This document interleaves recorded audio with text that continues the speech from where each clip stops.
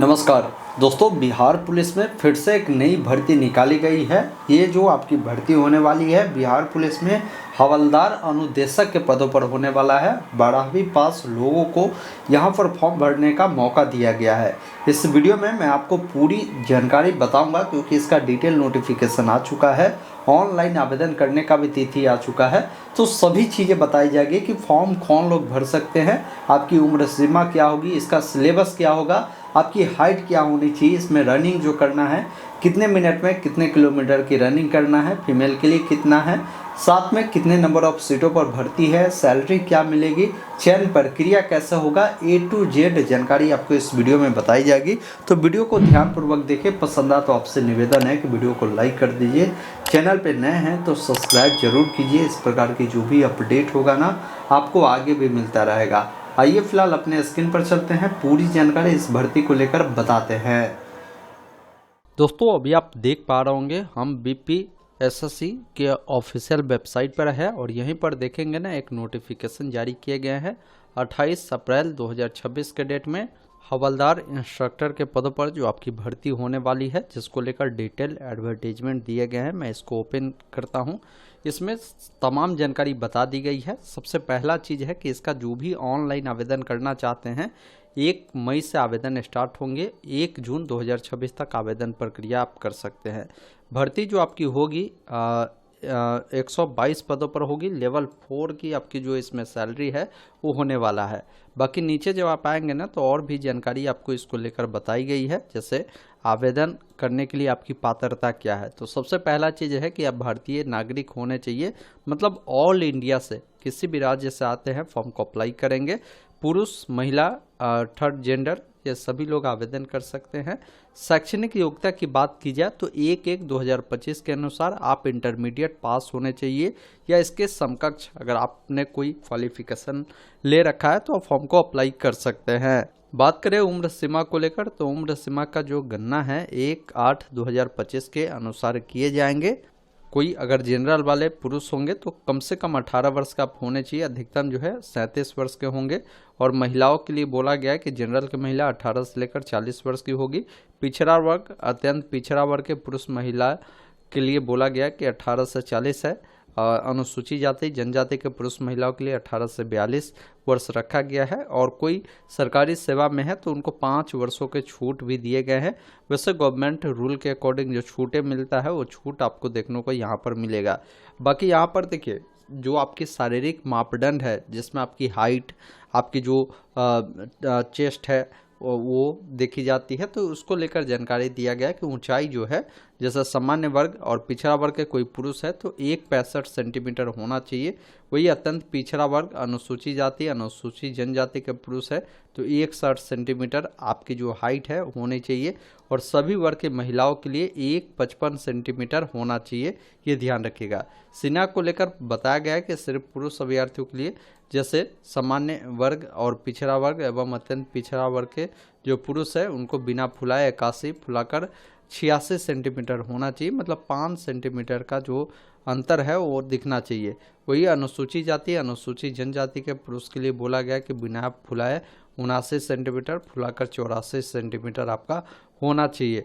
बाकी यहाँ पर महिलाओं के लिए बोला गया है कि इसमें आपके सिर्फ वजन देखी जाएगी, आपका वजन 48 kg जो है होना चाहिए। कोई ट्रांसजेंडर है तो इन सब के लिए बोला गया है कि आपकी जो शारीरिक मापदंड है जो पिछड़ा वर्ग के अभ्यर्थियों के लिए जो रखा गया है वही आपके लिए मान्य होने वाला है।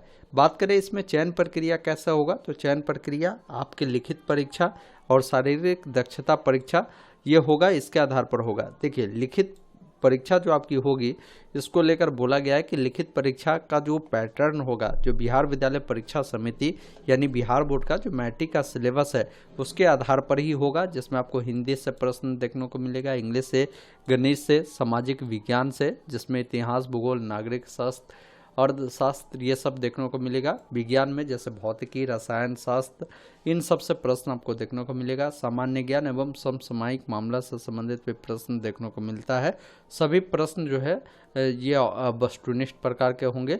और लिखित परीक्षा 100 अंकों के होने वाले हैं। प्रश्न पत्र 2 घंटे के लिए एक प्रश्न पत्र में कुल 100 प्रश्न होंगे।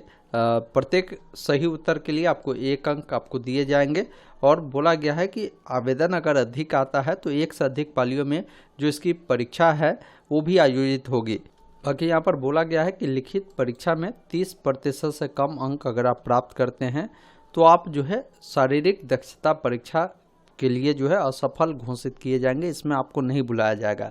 लिखित परीक्षा में जो भी आप अंक प्राप्त करते हैं तो उसके आधार पर जो भर्ती है उसके 5 गुना अभ्यर्थियों को क्या है ना कि जो शारीरिक दक्षता परीक्षा है उसके लिए बुलाया जाएगा।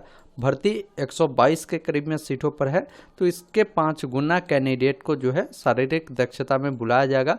तो इसमें अगर आप चाहते हैं कि भाई आप शारीरिक दक्षता परीक्षा में पार्टिसिपेट करें, लिखित परीक्षा को आपको बेहतर तैयारी कर बेहतर अंक लाना होगा लिखित परीक्षा में, तभी आप जो है शारीरिक दक्षता परीक्षा में जा पाएंगे, क्योंकि इसका कटअप बहुत हाई जाने वाला है, भर्ती की संख्या कम है, ये ध्यान रखिएगा।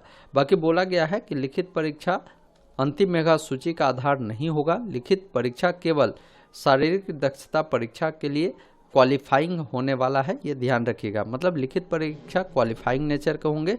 शारीरिक दक्षता परीक्षा में जितना आप बेहतर कर सकते हैं, लिखित परीक्षा भी जरूरी है आपको शारीरिक परीक्षा के लिए, लेकिन फाइनल सिलेक्शन आपकी शारीरिक दक्षता परीक्षा ही दिलाने वाली है। आयोग द्वारा आयोजित लिखित प्रतियोगिता परीक्षा के आधार पर पात्र अभ्यर्थियों के लिए शारीरिक दक्षता परीक्षा आयोजित की जाएगी। शारीरिक दक्षता परीक्षा की प्रक्रिया मध्य एवं स्तर वही होगा जो बिहार पुलिस में सिपाहियों के लिए जो है निर्धारित किए जाते हैं।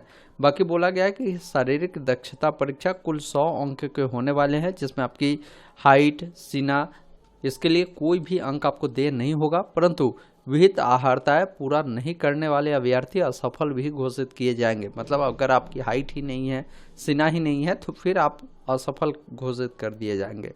रनिंग के लिए आपको 50 अंक मिलेंगे। सभी कोटि के पुरुष अभ्यर्थियों के लिए 1.6 किलोमीटर की जो रनिंग है अधिकतम 6 मिनट में आपको पूरा करना है। 5 मिनट से अगर कम में करते हैं तो आपको जो है यहाँ पर 50 अंक मिलेंगे। 5 मिनट से लेकर 5 मिनट 20 सेकंड तक करते हैं तो 40 अंक मिलेंगे। 5 मिनट 20 सेकंड से अधिक एवं 5 मिनट 40 सेकंड तक अगर करते हैं तो आपको 30 अंक मिलेंगे।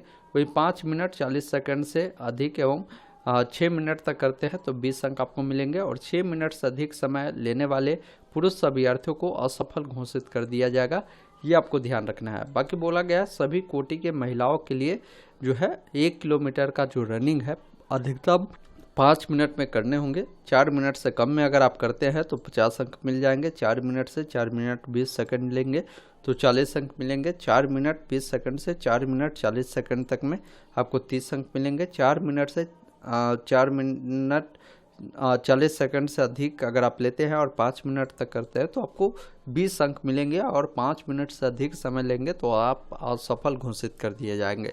बात करें गोला फेंका तो अधिकतम जो है ये 25 अंक का होगा। सभी कोटि के पुरुष के लिए बोला गया कि 16 पाउंड का गोला न्यूनतम 16 फीट फेंकना आपको होगा। 16 फीट से 17 फीट तक अगर आप फेंकते हैं तो इसके लिए आपको जो है 9 अंक मिल जाएंगे। वही आप अगर 17 फीट से 18 फीट फेंकते हैं तो आपको जो है यहाँ पर 13 अंक मिलेंगे। 18 से 19 फीट फेंकते हैं तो आपको 17 अंक मिलेंगे। 19 फीट से 20 फीट फेंकते हैं तो 21 अंक मिलेंगे। 20 फीट से ज़्यादा अगर फेंकते हैं तो आपको 25 अंक आपको देखने को मिलता है। और 16 फीट से कम अगर आप फेंकते हैं पुरुष अभ्यर्थी तो आप असफल घोषित कर दिए जाएंगे। महिला अभ्यर्थी के लिए बोला गया है चाहे किसी भी कैटेगरी के हैं तो 16 पाउंड का गोला फेंक आपको बोला गया न्यूनतम 12 फीट फेंकना होगा। 12 फीट से 13 फीट फेंकते हैं तो आपको जो है 9 अंक मिल जाएगा। 13 से 14 फीट फेंकते हैं तो आपको 13 अंक मिलेंगे। 14 से 15 फीट फेंकते हैं तो 17 अंक मिलेंगे। 15 फीट से ज़्यादा एवं 16 फीट तक फेंकते हैं तो 21 अंक आपको जो है इसमें मिलने वाले हैं।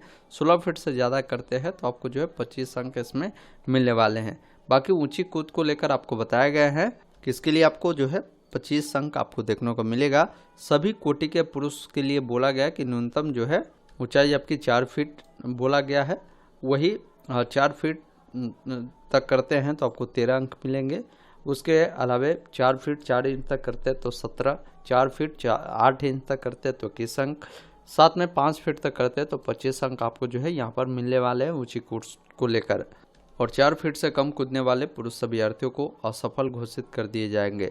यहाँ पर बोले गए हैं कि सभी कोटि के महिलाओं के लिए न्यूनतम जो है यहाँ पर 3 फीट रखे गए हैं। 3 फीट तक अगर आप ये ऊंची कूद करते हैं तो आपको जो है 13 अंक मिल जाएंगे। 3 फीट 4 इंच तक जो है आपको 17 अंक, 3 फीट 8 इंच तक 21 अंक और 4 फीट से अधिक करते हैं तो 25 अंक आपको मिल जाएंगे। और इससे अगर आप कम अगर आप ऊंची कूद करते हैं तो आप असफल घोषित कर दिए जाएंगे। बाकी आपका जो मेधा सूची बनेगा, मतलब आपकी जो मेरिट बनेगी, उसमें जो आपने शारीरिक दक्षता परीक्षा में जैसे ऊंची कूद, आपके दौड़ हुए, गोला फेंक हुआ, इसमें जो भी अंक प्राप्त करेंगे ना, इसके आधार पर ही इसका जो मेरिट है वो तैयार किया जाएगा। बाकी अगर आपको भर्ती देखना है कि किस कैटेगरी में कितनी भर्ती है, वो जानकारी भी आप यहाँ से जो है देख सकते हैं। बात करें इसका आवेदन प्रक्रिया का, तो आवेदन प्रक्रिया 1 मई से स्टार्ट हो रहे हैं। तो इसी वेबसाइट से आप इसका ऑनलाइन आवेदन की जो प्रक्रिया है पूरा कर सकते हैं। आवेदन शुल्क किसी भी कैटेगरी के अगर पुरुष महिला है तो 100 रुपये ही आपको आवेदन शुल्क देना होगा। ऑनलाइन आवेदन करने से पहले इसका जो भी गाइडलाइन है उसको भी आप देख लीजिएगा। बात करें इसमें डॉक्यूमेंट क्या क्या लगेंगे, तो डॉक्यूमेंट आपकी 10वीं का जो मार्कशीट है वो, साथ में जो 10वीं का आपका जो है सर्टिफिकेट है उसको आप रखिए, 12th का मार्कशीट और 12th का जो सर्टिफिकेट है उसको रखिए। साथ में आपको अपना आधार कार्ड रखना है, अपना जाति प्रमाण पत्र रखना है। इसके अलावा BC के केस में NCL अगर है तो उसको आप जरूर रखिए। यही सब डॉक्यूमेंट है जो महत्वपूर्ण है, जो आपको देने पड़ेंगे आवेदन करते समय। एक फ़ोटो सिग्नेचर भी आपको देने होंगे। तो अप्लाई प्रक्रिया स्टार्ट होता है। मैं इसका एक डिटेल वीडियो लेकर आऊँगा कि कैसे इसका फॉर्म भरना है। इस वीडियो को आप शेयर कर दीजिए। धन्यवाद। जय हिंद।